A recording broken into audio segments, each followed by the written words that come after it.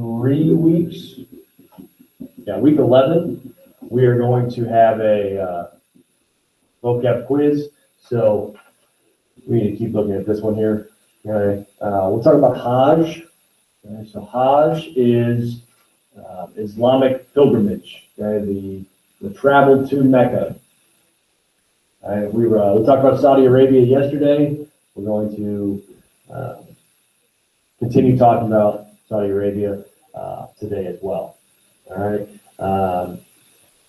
Last night I was grading several of your African country slide, and there are several of you that have not turned that in.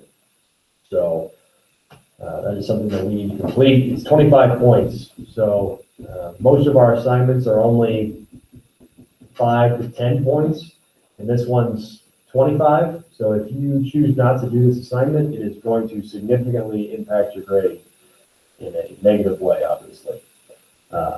So I want to make sure that we get that turned in. I'm going to give you 40-ish minutes. Yeah, hopefully about 40-ish minutes to get the assignments done for this week, and then clean up any missing assignments you have in the grade book. All right. So that's kind of the goal for today. All right. We're watching CNN. Okay. I don't know if you guys saw this in the news with the Boeing 777, the engine catching on fire. That happened in Denver. And then also it's going to talk about the International Space Station, which requires the United States to spend an enormous amount of money for its upkeep. They're going to talk about that as well. So let's watch this and then we're going.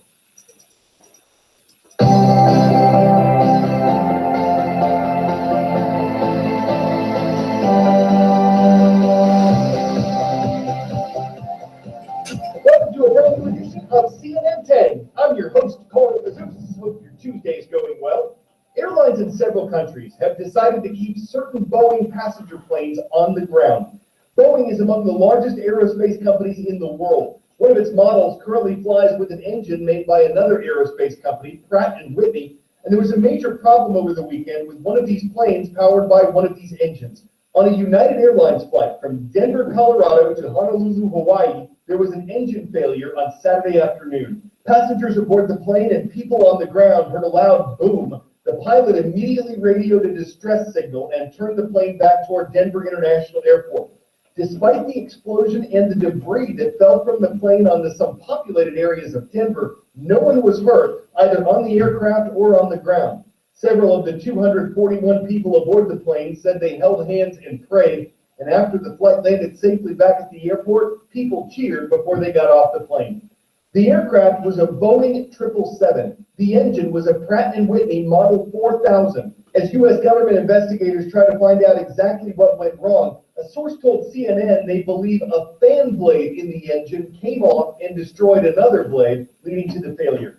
The Federal Aviation Administration is recommending more frequent inspections of this specific engine, and several airlines in the United States, South Korea, and Japan are following Boeing's recommendation to ground dozens of these aircraft while the new safety measures are put in place. There was a separate incident on Saturday involving a different Boeing aircraft powered by the same Pratt & Whitney engine. One of these engines caught fire on a 747 cargo flight that was flying over the Netherlands. That also happened shortly after takeoff. The crew also made it back down safely. But the debris that fell from that plane did mildly injure 2 people on the ground. Boeing has joined the U.S. government in investigating what happened there. Bad news and good news related to coronavirus cases in America. First, the number of deaths in which COVID-19 was cited as a factor has reached 500,000 since last winter. The number of positive tests recorded in the U.S. has surpassed 28 million. But that's not a record of all cases, since many people who catch coronavirus have no symptoms and may not get tested. The good news is that the number of new infections continues to drop in all but a few states. It's the first time since last fall that the average number of new cases has been less than 65,000 per day. Health officials don't know exactly why there's been such a decline. Theories include the changing seasons. Flu cases have historically decreased after February. In some places, experts believe enough people have recovered from coronavirus and developed natural immunities to it. Others say increased social distancing, mask wearing, and vaccinations are having an impact, though not every health official agrees with that. One thing they are warning about is that new variants or mutated versions of coronavirus could still increase its spread. Viruses mutate naturally, and officials say coronavirus vaccines may not protect as well against variants. I'm Edith Flores in London, where Prime Minister Boris Johnson set to unveil a much anticipated roadmap out of lockdown. The country has been in lockdown since January, and the Prime Minister, who wants to avoid a rise in hospitalizations and more pressure on the National Health Service, will be setting out a slow, cautious and phased opening that he says will be guided by the data and not by dates. The balancing act here is making sure that he doesn't open up too quickly, creating a breeding ground for new variants, putting, of course, pressure on a very successful vaccination program. The expectation is that schools will open on March the 8th, followed by March 29th, when social gatherings will be allowed outdoors. I'm Delia Gallagher in Rome. Italy is marking 1 year since the discovery of its first case of coronavirus that happened in the tiny town of Codogno in northern Italy and triggered the first national lockdown in Europe. Since then, Italy has had over 95,000 deaths from the virus, and Italians are still living under travel restrictions and curfews. One thing has changed. Italy has a new prime minister, Mario Draghi, a well-respected economist, and hopes are now pinned on him and his government to speed up the vaccine rollout plan and come up with an economic recovery plan for this country. 10-second trivia. Which of these construction projects was completed in 2011? Beijing Daxing International Airport, International Space Station, One World Trade Center, or Burj Khalifa? International Space Station was officially completed in 2011.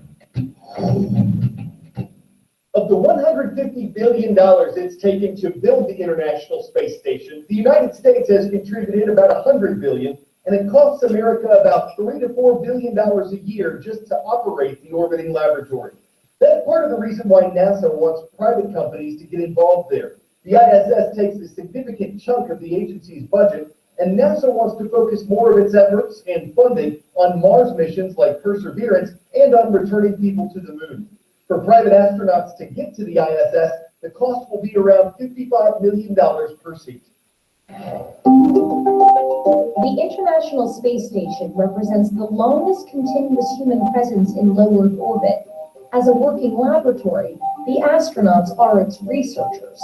The amazing thing about the space station is that it's a place where we do research, we're simulating aspects of future space missions, and at the same time, we also have commercial providers that are coming in and becoming part of the space economy. The space economy is in many ways the latest form of the space race.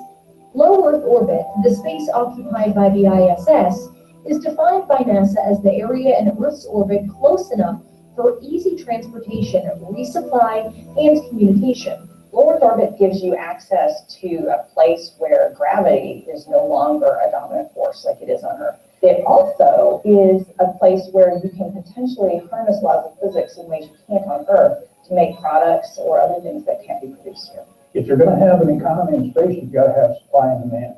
And you have to have the research capabilities that a lot of small companies are now providing. Some commercial companies like Space Tango, which facilitates manufacturing and research in microgravity, already have a presence on board the ISS, while others have designs on starting their own. On the ISS now, government is the landlord, if you will. We run the platform with our partners. That's not sustainable in the long run because we have exploration goals. So we need to turn low Earth orbit over to the commercial sector, and then we become a customer. In the last year or so, NASA has pivoted, starting to enable companies to learn that they can actually produce something in space. NASA took a big step in that direction with the announcement that private astronauts with approved research projects can pay their way onto the ISS, and companies can bid to use a port on the station. More and more, it seems, the human presence in low Earth orbit is set to expand in ways that we've never seen before. Rachel Crane, CNN, reporting.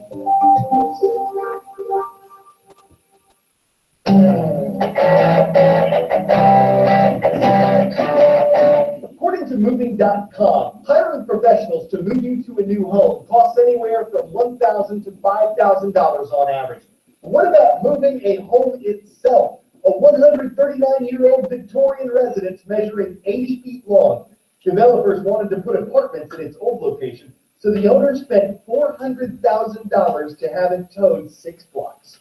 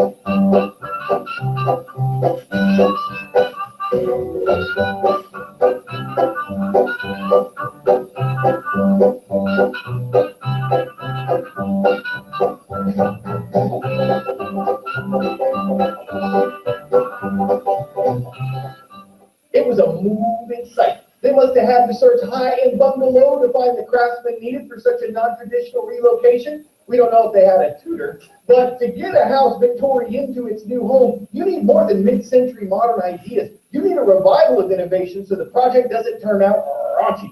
That brings us home for the day. I'm Carl Azus, and I'm shouting out Walter.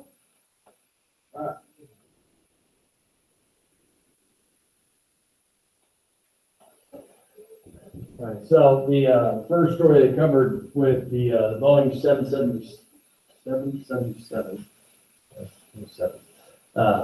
that is not the first time we've seen a problem with Boeing planes. Between the 747s and the 777s, those are some of the biggest planes on Earth. All right, they're mainly used for cargo movement, but also international travel. Across the major, larger oceans, right? And we have seen a few crashes. And I think the Boeing death total is like near 600. Right? So, yeah, they're not perfect by any means. Thankfully, this one, there were no casualties and no injuries. So that is a definite plus. But yeah, Boeing definitely has some improvements to be made. There for a while, they had grounded all 747s for a couple of years as Boeing was trying to fix an autopilot problem in their computer system. Like the autopilot would just take over and they couldn't control. So it was that's something that they have fixed, but obviously their engines, there's something else going on since there have been two possible crashes that could have happened. Thankfully, the pilots controlled them and were able to fix the situation. Right. The International Space Station. Anybody know how much that is worth in the United States? It's the most valuable thing in the entire world. Anybody remember? You with me? I don't think so. This is 100 billion. There you go. Right. For the United States, the International Space Station is worth $100 billion. And I can't even imagine seeing $100 billion. Right. So very expensive, and obviously we dumped that amount of money into one thing. We have to, keep it properly operating, and that costs another $4 billion a year. Right? But NASA wants to do other things, so they're trying to basically have commercial companies and take over it, so they don't have to spend the money to do it. Right? So we'll see if that actually happens. I know that Elon Musk has a lot of desires to operate in space, as well as I can't remember the other company that they mentioned in that CNN, but there are multiple private companies that are trying to expand into space and do different types of tests. So, it is going to probably happen. It's just a matter of when. So we shall see. All right. All right. Go ahead and get your Chromebooks out if you don't have them already. All right, we're going to go to modules. I'm going to share my screen. Sorry.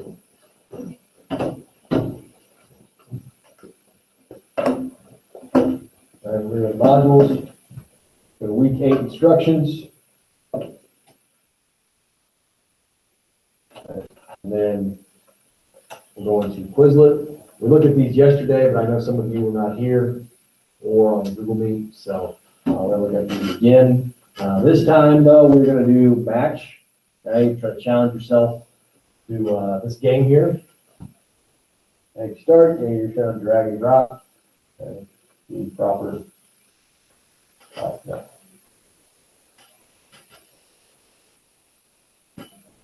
Original, there we go.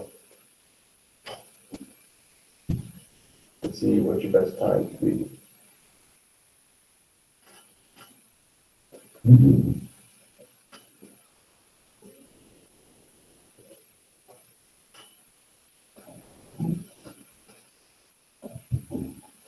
And Mary holds the leading time with just under 7 seconds. Pretty good. See what you can get.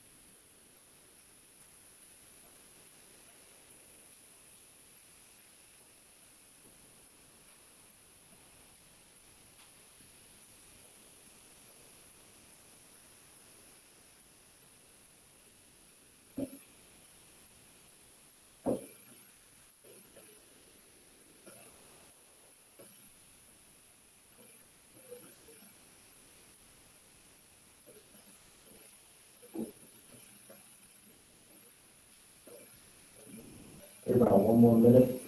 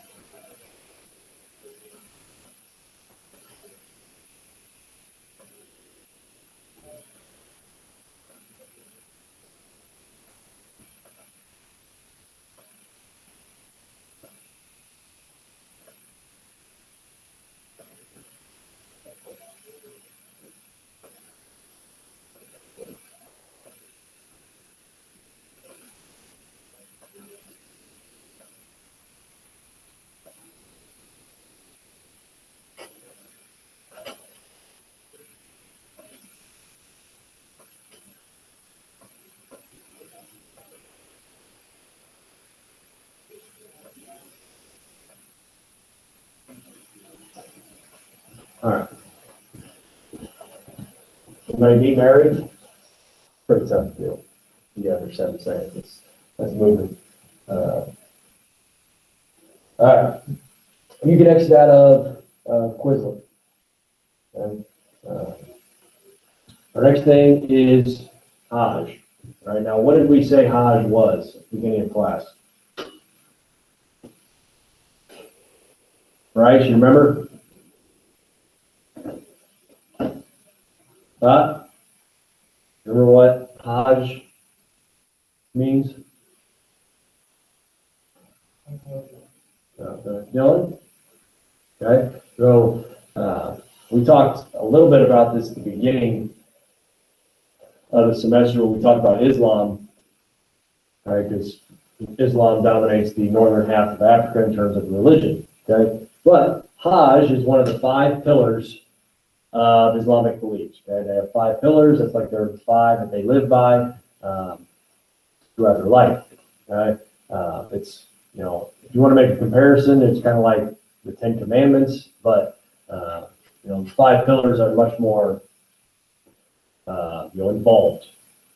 Right? I mean, there are constant actions that you are take while you are living by the 5 pillars. Now, the 5th one is Hajj. Right? And Hajj is the religious pilgrimage. Right? A pilgrimage is a religious trip. Right? You know, this takes place in Mecca. Right? Mecca is located in what country?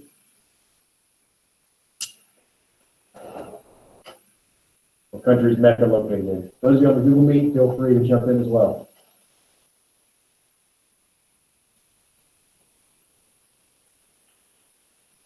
Remember, where is Mecca located? What country? Saudi Arabia. Thank you, Cody. Okay, Saudi Arabia. Okay. Mecca is their holy city, okay, for all Muslims. And that is, I mean, you are not allowed to even enter Mecca unless you follow the religion of Islam. Okay, it's that strict. Okay. So before we get into actually what occurs during Hajj, okay, understand that this doesn't happen at the same time every year. This happens through the Islamic calendar, and the Islamic calendar does not match up with the normal 12-month calendar that we live by. Okay, so for Muslims, things change when it occurs throughout the year. Okay, it goes by the Islamic calendar rather than kind of the calendar that we live by. So it rotates yearly on when these events occur. So understand and don't get confused on that. All right. The first thing we're going to do, we're going to watch about 2.5 minutes. It's explaining the 5 pillars, what I just talked about. Okay. The 5th one being the Hajj, and we're going to talk about the other 4 before we move on. All right. So let's talk about this first. Let's turn this up.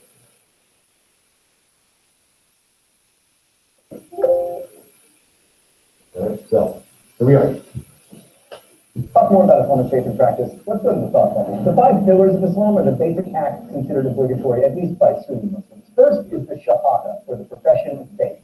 There is no God but God, and Muhammad is God's prophet, which is sometimes translated as there is no God but Allah, and Muhammad is Allah's prophet, which tries to make Muslims sound other and ignores the fact that the Arabic word for God, whether you're Christian or Jewish or Muslim, is Allah.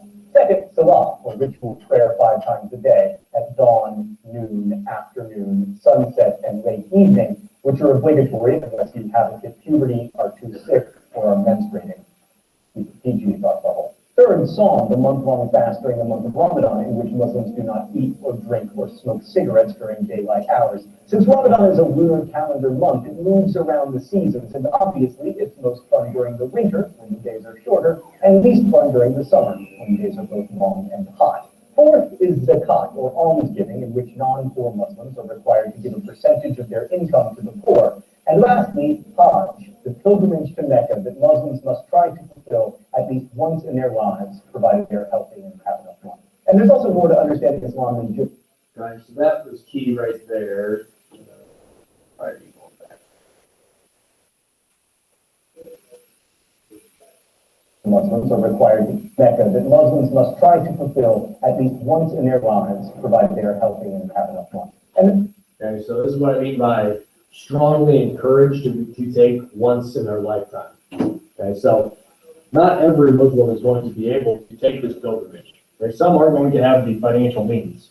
You live in the United States and you're Muslim, okay, it's going to take a significant amount of money to buy your plane ticket, your transportation to Mecca, all right?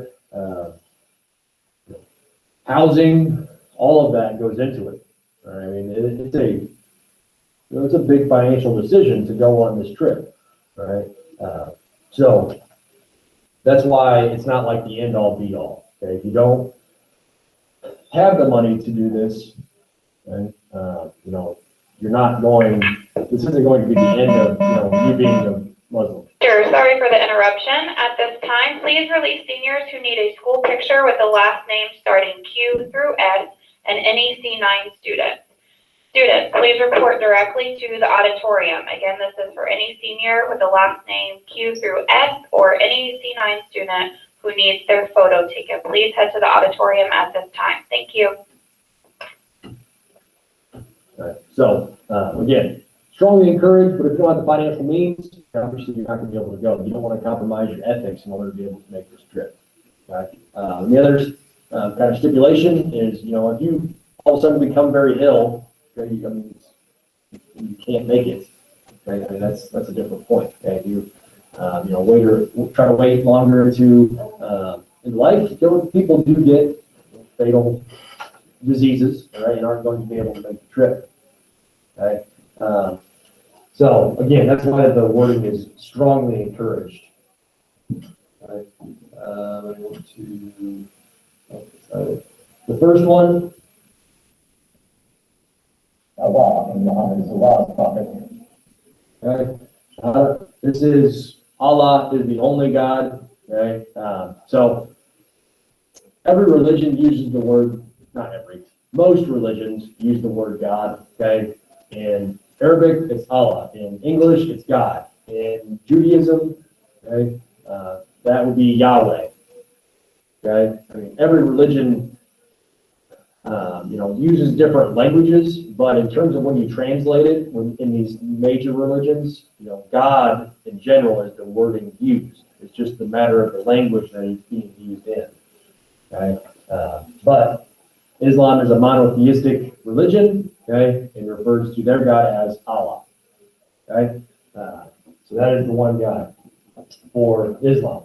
Salat meaning you get to pray 5 times a day. Okay, and you pray in the direction of Mecca. Mecca being the sacred city. Right.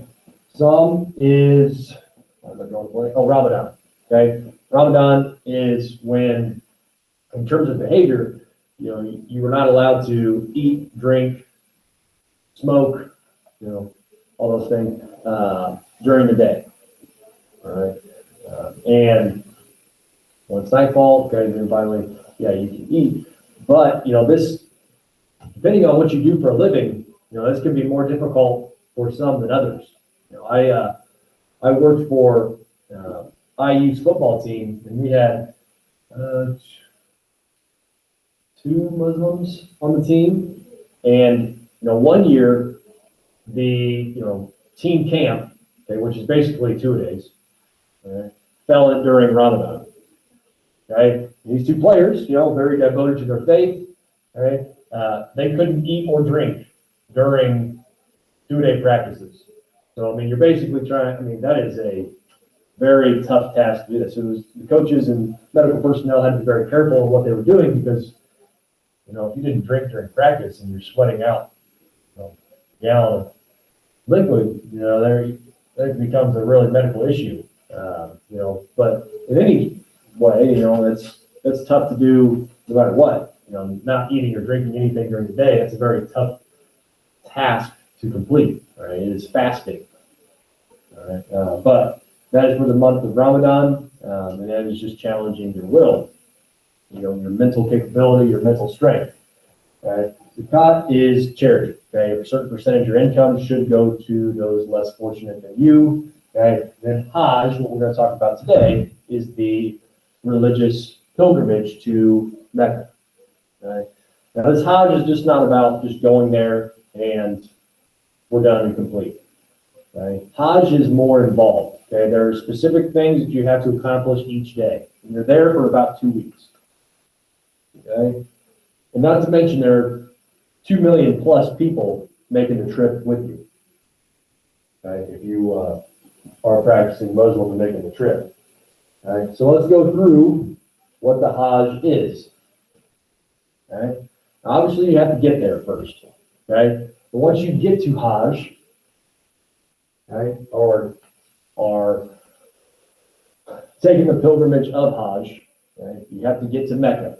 Okay, when you're entering Mecca, you should be dressed in very plain clothing. Okay, loose fitting. Okay, everybody's the same. Whether you're poor or rich, you should all look the same. right? The first thing that is accomplished, okay, is you're going to go to the center of Mecca, right? And what we are going to conduct is what's called a tawaf, okay, which is you're circling the Kaaba, which is the center of Mecca, which is this picture right here. Okay, this black box here, that's the Kaaba. Okay.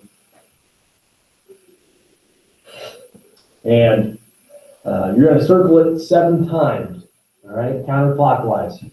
And it's supposed to symbolize the unity of all believers as they are circling the Kaaba. And you're going to pray as you are circling this, okay, 7 times.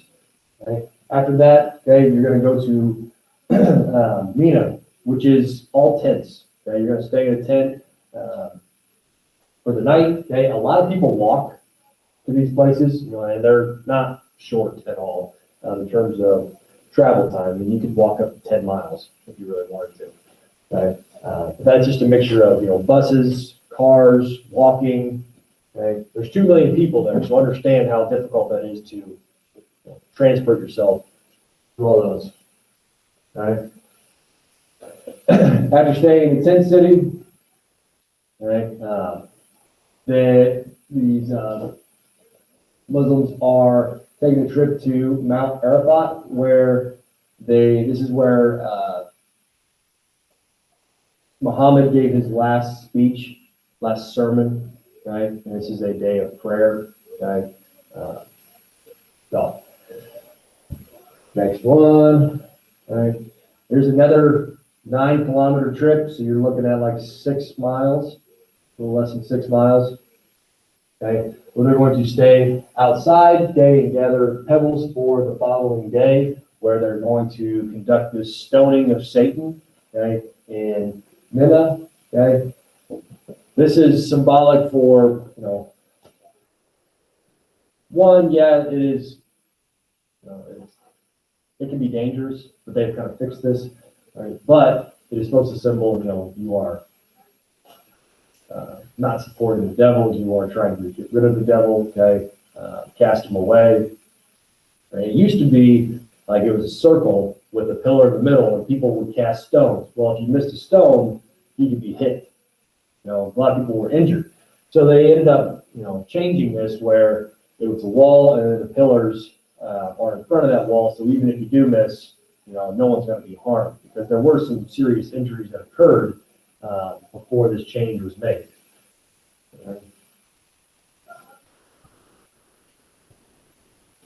We're going back to Mina, all right, and to the center of, from Mina to Mecca, to where the Kaaba is, all right, and this is where, yeah, you're going to circle the Kaaba 7 more times, okay, the Tawaf, but then you're going to conduct what's called the Side, and this is when they are rushing between 2 hills, okay, it's not quite running, but you're supposed to be a sense of urgency between the 2 hills of Safa and Marwa. Okay, this is supposed to symbolize Abraham's wife Hajar searching for water for their kid. Okay, and she did 7 laps searching for water. On the 7th lap, she found water in order to keep her child alive. Okay, so this is what it's supposed to be symbolizing. On day 11th and 13th, okay, they return to Mina for 2 to 3 days. Okay, most of this is spent in prayer and stoning the devil. The 3 pillars, stoning the devil. Okay, and then once they return back to the center of Mecca, okay, they will circle the Kaaba 7 more times to end their Hajj journey. Right, so understand that. I mean, it's not like they just show up to Mecca and kind of just pray and do their own thing. No, there is a set routine of what they're doing. Okay? You have to achieve certain tasks in order to complete your pilgrimage. Okay? And it's not easy because, again, 2 million plus people trying to do the same things at once. All right, they tell all visitors, you know, stress, patience, patience, patience. Okay, there are so many people here. You're going to be able to have your chance to do this, but you're not going to be able to be the first person every single time. being patient is definitely going to be the more safer route. If you're rushing everywhere, you have the chance of, harming yourself with that amount of people walking. There have been before, like, people trampled to death because of the amount of people. So having that patience is really important when traveling to Mecca. Okay. All right. Now, the issue being this year is COVID, right? And COVID did not allow for many countries to allow international travel.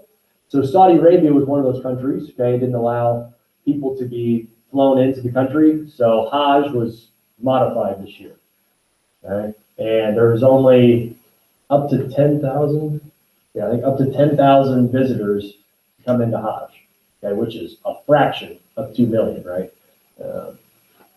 So what the solution was is virtual Hajj. Okay, kind of like what we did in school. All right, you're not able to come to school. Well, we're going to make it virtual. Okay, well, this is much different because it has to do with religion, but the same idea comes behind it.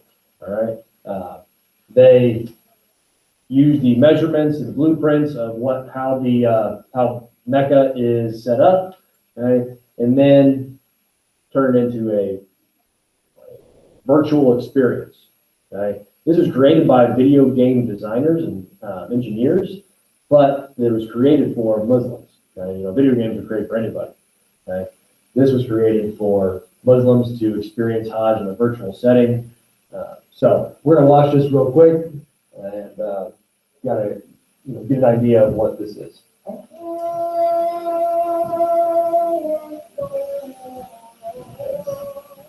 A hybrid between a video game and sort of a virtual museum or virtual tour through Islamic lifestyle, Islamic history, Islamic rituals.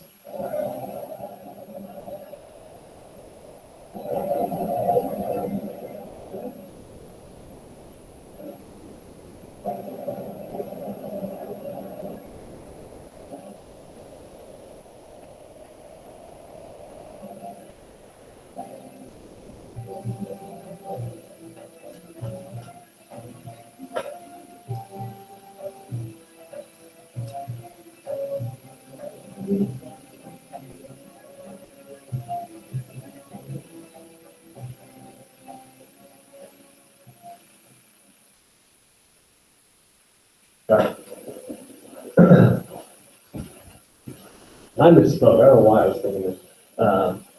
Hajj wasn't quite 2 weeks. It's just under a week. I don't know why my brain was thinking that.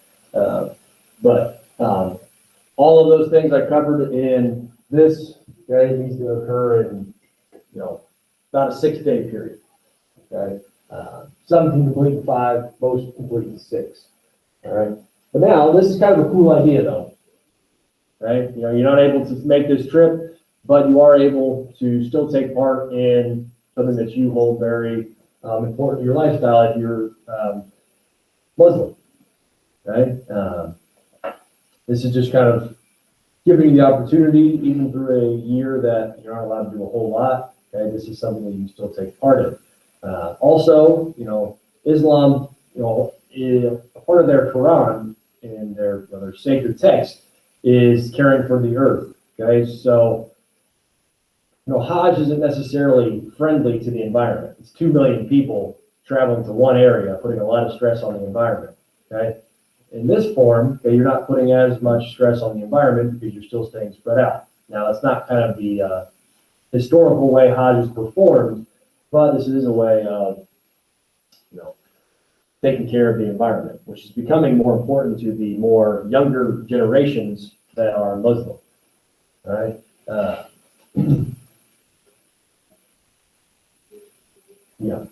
Any questions on this? I just kind of wanted to give you guys a little sense of where we're at and kind of an idea of what it looked like. All right. Okay.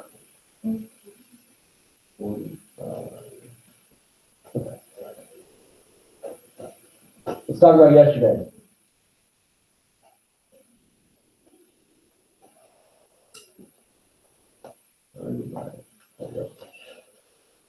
we talk about yesterday?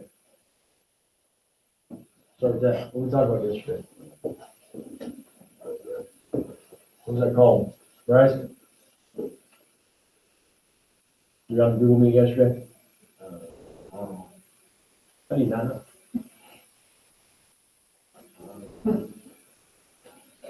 Dylan, what did we talk about yesterday?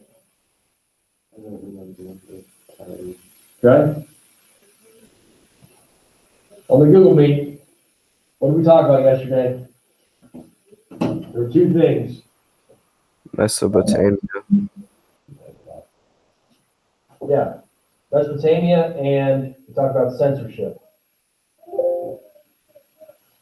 Right now, for this particular point, we're talking about Mesopotamia, right? And that is in modern day, what country? Mesopotamia. It's in the Middle East.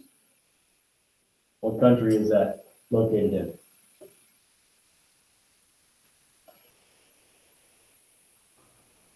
Iraq. Good, Iraq, okay? That's, where was Iraq? Yeah. Pretty poorly drawn, but you get the idea. Okay, it's Iraq, okay? So we have two rivers that flow through Iraq. All right, we've got the Tigris, and then we've got the Euphrates. Right, so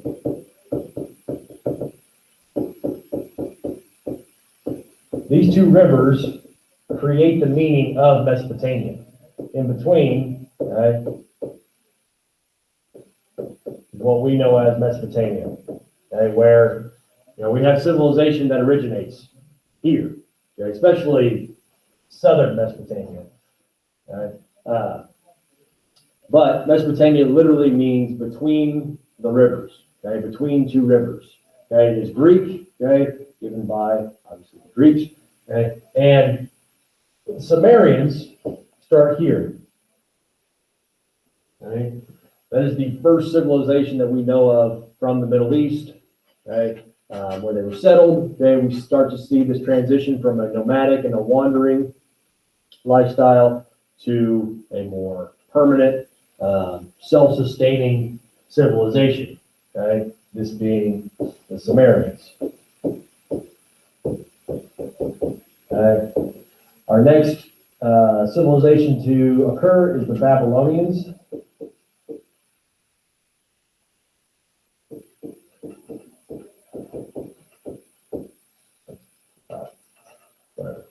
Okay. The Babylonians are the ones to create the first government, okay, centralized government, I should say.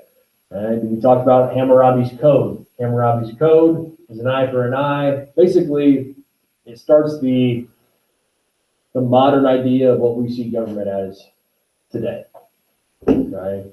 You have direct consequences for your actions. Okay? If you choose to break the law, okay, the government will then punish you. Okay? Hammurabi's Code was, yes, very harsh, but they kind of set the stage for how government grows into what it is today. All right? Over here, though, this is the Middle East, and over here, we got the peninsula. Over here is Egypt. Okay, we got the Nile Delta. Okay. This creates the shape. Okay. We call it the Fertile Crescent, right? Okay. Crescent because of the shape, fertile because of the rivers. The Nile, the Euphrates, and the Tigris are what gives the ability to provide life in the area. Okay? Fresh water and crops. That allowed people to live there. And why so many people wanted to control this part of the Middle East is because of the fresh water source. Okay? Remember, this is a more desert-like area, so having access to fresh water is vitally important. Okay? Now, any questions on this? This should be a review. We talked about this yesterday. Any questions, those of you on Google Meet?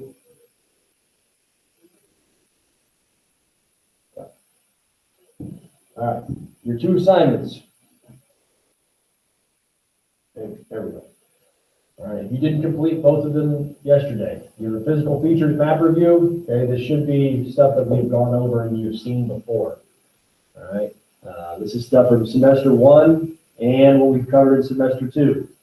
You have North America, South America, Europe, and Africa. All physical features that we have talked about. Click on the correct link or correct physical feature and then move on. Okay, get an 80% or higher as a total, and you make sure you've completed the entire map, screenshot or attach it, submit it. That puzzle, Saudi Arabia censorship, we talked about that yesterday, but it's basically talking about how the Saudi government censors or prohibits certain information from its citizens viewing it. Okay, it's about a 6-minute video with Hassan Minhaj, and he is basically bringing up points of how the Saudi government controls information. Okay, watch, listen, and answer. Get that turned in. If you get these 2 assignments done, check your missing work. Okay, first of all, make sure your African country slide is completed, which is in week 6. This is 25 points. It's your most valuable assignment we've had all semester. Get that one done first, please. Okay. Once you get that one done, then you can check for other missing work. Okay.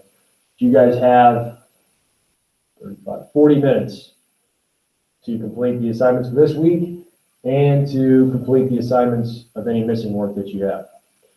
Okay. Any questions on that?